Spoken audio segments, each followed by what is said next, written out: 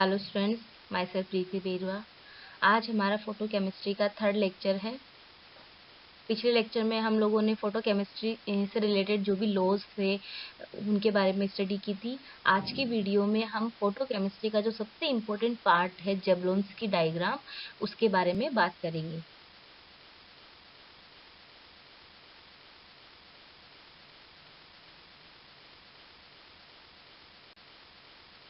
जैसा कि मैंने आप लोगों को बताया था कि फोटोकेमिकल रिएक्शंस में जो भी रिएक्टेंट मॉलिक्यूल होते हैं वो लाइट रेडिएशन को एब्सॉर्ब करते हैं और एक्टिवेट स्टेट में या एक्साइटेड स्टेट में आ जाते हैं। तो रिएक्टेंट मॉलिक्यूल के एक्साइटेड स्टेट में आने के बाद प्रोडक्ट में चेंज होने तक क्या क्या प्रोसेस होती है उसे हम जेबलोन्स के डायग्राम के थ्रू समझते हैं। फोटोकेमिकल रिएक्शंस की भी जो भी कॉन्सेप्ट है उसमें दो टर्म्स इम्पोर्टेंट आती है, आप लोग आगे पढ़ोगे। फ्लोरोसेंस और फास्फोरेसेंस, इनकी घटनाएं होती है। इन जो भी घटनाएं हैं उनमें कोई भी केमिकल चेंज नहीं होता। लाइट की प्रेजेंस में कुछ जो भी पदार्थ होते हैं वो चमकते हैं, तो उन्हें हम फ्लोरोसेंस कहते हैं। और जो लाइट को हटाते ही सामान्य हो जाते हैं। ठीक है, फ्लोरोसेंस क्या कौन सी परिघटना होती है कि कोई भी पदार्थ जो लाइट के कांटेक्ट में आती है चमकता है, और जैसे ही हम उस पर से लाइट को हटा देंगे तो वो अपनी नॉर्मल स्टेट में आ जाते हैं। लेकिन कुछ पदार्थ ऐसे होते हैं जिन पर से लाइट हटाने के बाद भी वो चमकते रहते हैं, तो उन्हें हम फास्फोरेसेंस की परिघटना कहते हैं। जनरली जो भी कंपाउंड्स होते हैं उनके मॉलिक्यूल की ग्राउंड स्टेट में उनके जो इलेक्ट्रॉन्स होते हैं वो पेयर्ड होते हैं, लेकिन एनर्जी का एक क्वांटम के एब्जॉर्प्शन से वो इलेक्ट्रॉन्स क्या होते हैं, एक्साइटेड स्टेट में आ जाते हैं। और जो भी पेयर्ड इलेक्ट्रॉन थे वो अनपेयर्ड हो जाते हैं। इस अनपेयर्ड स्टेट में दोनों इलेक्ट्रॉन्स की जो स्पिन होती है, मतलब जो चक्रण होता है, वो सिंगलेट भी हो सकता है या ट्रिपलेट भी हो सकता है। इन स्टेट में जो भी मॉलिक्यूल है उनके जो एनर्जी लेवल है वो सिंगलेट एनर्जी या ट्रिपलेट एनर्जी अवस्था में विभक्त हो जाते हैं।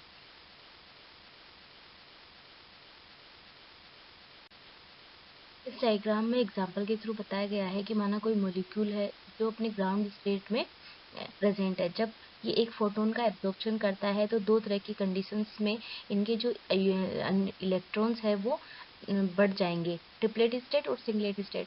ट्रिपलेट स्टेट में क्या होता है कि जो दोनों अनपेयर्ड इलेक्ट्रॉन है उनकी जो स्पिन होती है वो सेम रहती है। स्पिन सेम है तो इनके लिए 2s+1 की वैल्यू कितनी हो जाएगी, 3 हो जाएगी। क्योंकि जो इलेक्ट्रॉन्स की स्पिन सेम है तो उन्हें एक इलेक्ट्रॉन के लिए प्लस हाफ और दूसरे के लिए प्लस हाफ। इलेक्ट्रॉन्स की स्पिन है तो एस की वैल्यू कितनी आ जाएगी, 1 आ जाएगी।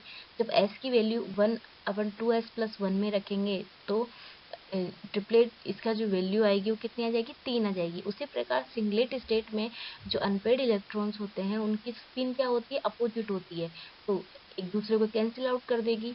तो सिंगलेट स्टेट में कैंसिल आउट हो जाएगी स्पिन, तो क्या इसकी वैल्यू 2s+1 की वैल्यू क्या आ जाएगी, 0, इसलिए इसे सिंगलेट स्टेट कहते हैं। और ट्रिपलेट स्टेट में 2s+1 की वैल्यू कितनी आएगी, 3 आ जाएगी।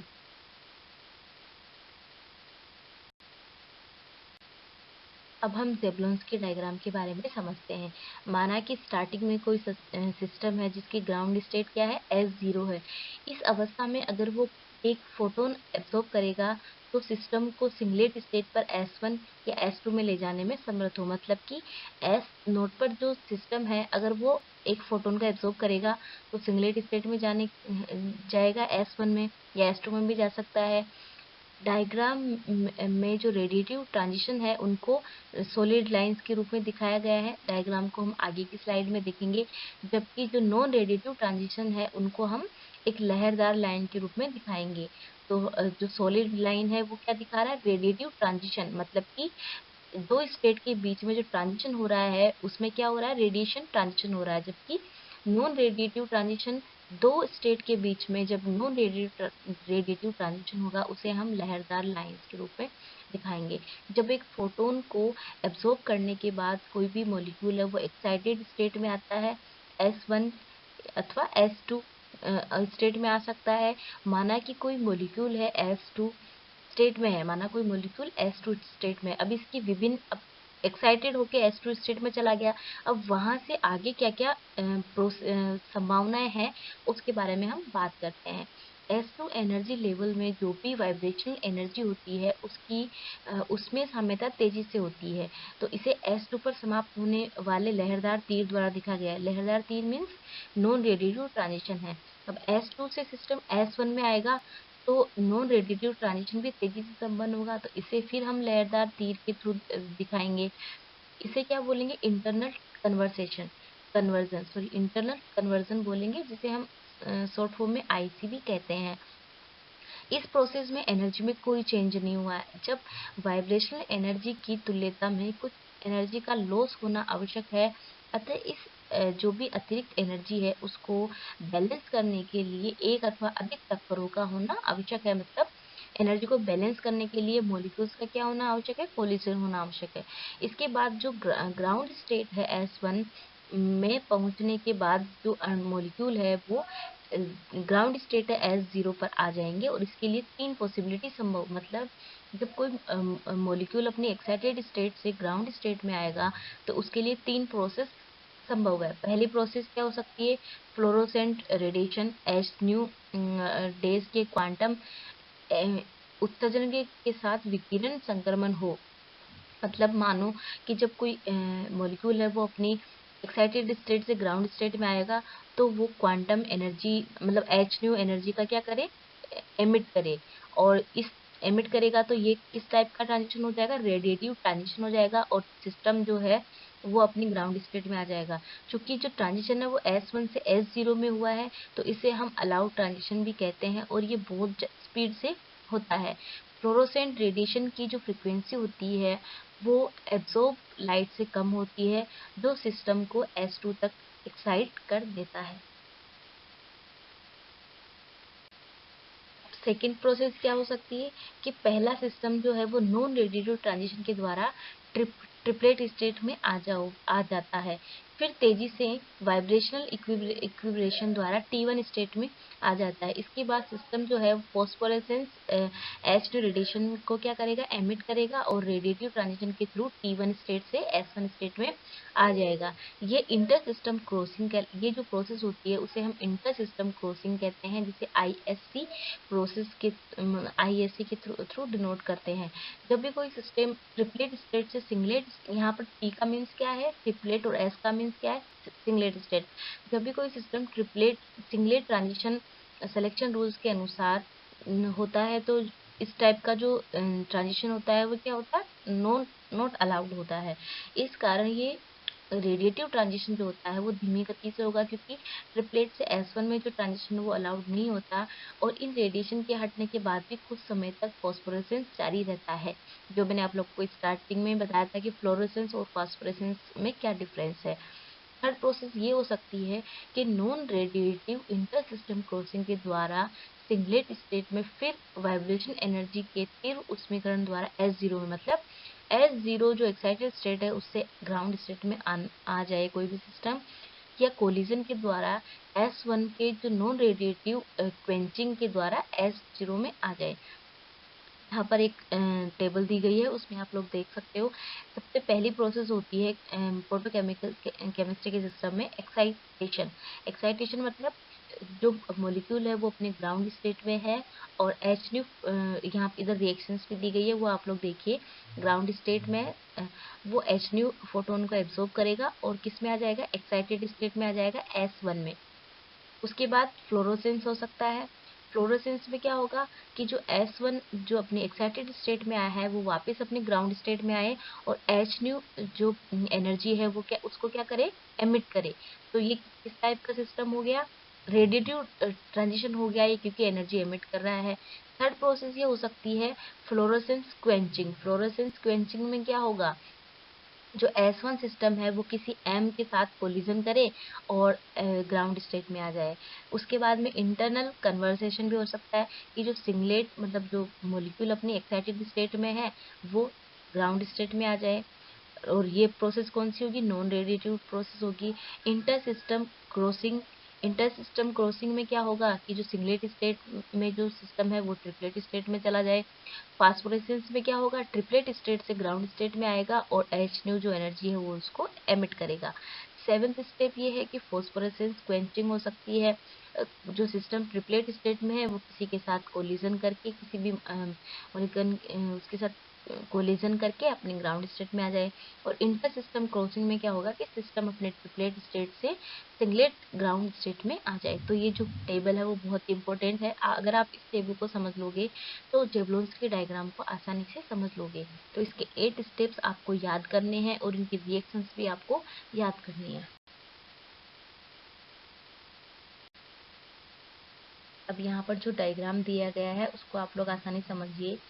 नीचे नीचे नीचे देखिए कि एस नोट जो है वो किसी भी मॉलिक्यूल की क्या है, ग्राउंड स्टेट है। जब ये एच न्यू फोटोन को एब्जॉर्ब करेगा तो S1 स्टेट में जा सकता है, S2 में जा सकता है और S3 में जा सकता है। मतलब प्राइमरी सिंगलेट स्टेट में, सेकंड सिंगलेट स्टेट या तृतीय सिंगलेट स्टेट में भी जा सकता है। जब ये प्राइमरी सिंगलेट स्टेट से वापस अगर ग्राउंड स्टेट में आएगा तो फ्लोरोसेंस की प्रोसेस होगी। फ्लोरेसेंस की प्रोसेस होगी। इसमें क्या होगा, S1 से S0 में आएगा फ्लोरेसेंस की, क्योंकि ये H न्यू एनर्जी को क्या करेगा, एमिट करेगा। लेकिन जब सिस्टम S3 से अगर S2 में आएगा तो इसे हम इंटरनल कन्वर्जन कहेंगे, और ये S3 से S2 में आएगा और ये नॉन रेडिएटिव प्रोसेस होगा। उसी प्रकार सिस्टम अगर S2 से S1 में आएगा तो वो भी इंटरनल कन्वर्जन है और ये भी नॉन रेडिएटिव प्रोसेस होगा। और आप लोगों को मैंने बताया था कि जो नॉन रेडिएटिव प्रोसेस है उसे हम जिग वाली लाइन से दिखाएंगे, और जो रेडिएटिव प्रोसेस है उसको हम सॉलिड लाइन से दिखा रहे हैं। अगर कोई सिस्टम सिंगलेट स्टेट से ट्रिपलेट स्टेट में जा रहा है प्राइमरी, तो उसे क्या बोलेंगे हम, इंटरनल सिस्टम क्रॉसिंग बोलेंगे। और ये क्या है, नॉन रेडिएटिव प्रोसेसिंग है। अगर सिस्टम ट्रिपलेट स्टेट से ग्राउंड स्टेट में आ रहा है तो इसे हम फॉस्फोरेसेंस कहेंगे और ये रेडिएटिव प्रोसेस होता है। तो इस जो पिछले स्लाइड में जो टेबल दी गई है उसको याद कीजिए आप लोग, और इस डायग्राम को याद करना आप लोगों को, और ये क्वेश्चन हमेशा एग्जाम में आता है।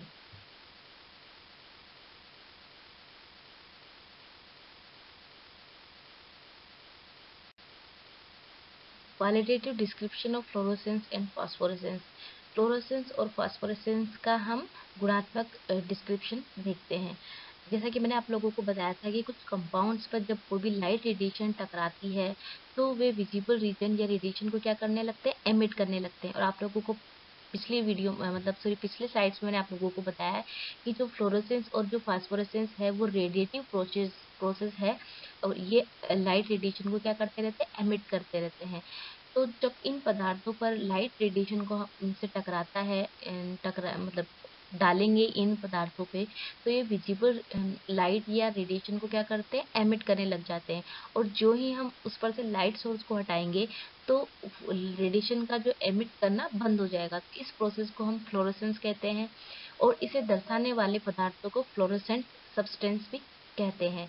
इन पदार्थों में जो भी मॉलिक्यूल या एटम्स होते हैं जब लाइट रेडिएशन का एब्सॉर्ब करते हैं तो वो क्या कर एक्साइटेड स्टेट में आ जाते हैं। लेकिन यदि एब्सॉर्ब रेडिएशन की इतनी पर्याप्त ऊर्जा नहीं हो कि वे इलेक्ट्रॉन को बाहर निकाल सके, तो वे भीतरी इलेक्ट्रॉन को क्या करते हैं, बाह्य कोश में ले जाते हैं। मतलब कि इलेक्ट्रॉन को पूरी तरह से बाहर ना निकाल के जो ऑर्बिटल के अंदर जो कोश है उन्हीं में ले जाते हैं। जब ये एक्साइटेड इलेक्ट्रॉन वापस अपने भीतर के कोश में आते हैं तो कुछ लाइट रेडिएशन का एमिट करते हैं, और इन उत्तेजित रेडिएशन की जो फ्रीक्वेंसी होती है वो इंसिडेंट रेडिएशन की तुलना में भिन्न हो सकती है। तो फ्लोरोसेंस जो है उस प्रोसेस को यहाँ पर रिएक्शन के थ्रू दिखाया गया है कि मानो एक्स कोई मॉलिक्यूल है, सब्सटेंस है जो अपने सामान्य स्टेट में है। जब एच न्यू फोटोन से ये मॉलिक्यूल टकराएगा, सब्सटेंस टकराएगा, तो ये एक्साइटेड स्टेट में आ जाएगा। एक्साइटेड स्टेट में आएगा तो इसकी डिफरेंट एक्साइटेड स्टेट से वापस ग्राउंड स्टेट में आएगा तो एच न्यू को क्या करेगा, एच न्यू एनर्जी की जो रेडिएशन है उनको एमिट करेगा। तो इस तरह से फ्लोरोसेंस की जो प्रोसेस है वो होती है। फ्लोरोसेंस की कैरेक्टरिस्टिक प्रॉपर्टीज क्या क्या होती है। फर्स्ट प्रॉपर्टी है कि ये भी जो प्रोसेस होती है फ्लोरोसेंस की वो स्पॉन्टेनियस होती है, और लाइट एब्जॉर्प्शन के साथ ही प्रारंभ हो जाती है और लाइट को हटाते ही ये बंद हो जाती है, मतलब स्पॉन्टेनियस है। और जो फ्लोरेसेंट लाइट है, लाइट के विजिबल और अल्ट्रावायलेट रीजन में अवशोषण से ही प्रेक्षित होता है। मतलब कि फ्लोरेसेंस की प्रोसेस कब होगी, जब सब्सटेंस जो है वो विजिबल रीजन या अल्ट्रावायलेट रीजन की रेडिएशन को एब्सॉर्ब करेगा। थर्ड कैरेक्टरिस्टिक प्रॉपर्टी ये है कि ये स्पेक्ट्रम रेखीय बैंड और जो कंटिन्यूअस है किसी भी प्रकार का हो सकता है। किस प्रकार का होगा ये एग्रीगेट स्टेट पर डिपेंड करता है। फोर्थ प्रॉपर्टी ये है कि एक जनरल प्रोसेस होता है जो पदार्थ की गैसीय, लिक्विड और ठोस किसी भी स्टेट में हो सकता है।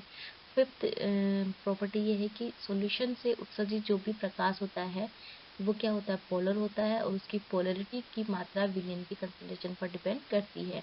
सिक्स प्रॉपर्टी ये है कि जो डिफरेंट डिफरेंट सब्सटेंस होते हैं उनकी फ्लोरोसेंस की जो वेवलेंथ होती है वो डिफरेंट हो सकती है। फॉर एग्जाम्पल फ्लोरोस्पार है वो नीली वेवलेंथ होती है उनकी, नीले, और क्लोरोफिल की रेड, और यूरेनियम कांच की हरे प्रकाश के साथ प्रकृति दर्शाता है।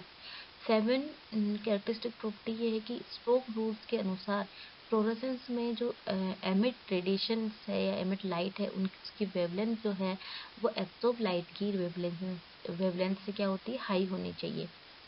एथ प्रॉपर्टी ये है कि जो फ्लोरेसेंस की जो क्वांटम दक्षता है वो एब्सॉर्ब रेडिएशन की वेवलेंथ के साथ बढ़ती है, और एक लेमडा मैक्सिमम के बाद ये वेवलेंथ के मान में और वृद्धि हो तो क्वांटम दक्षता तेजी से घटकर शून्य हो जाती है।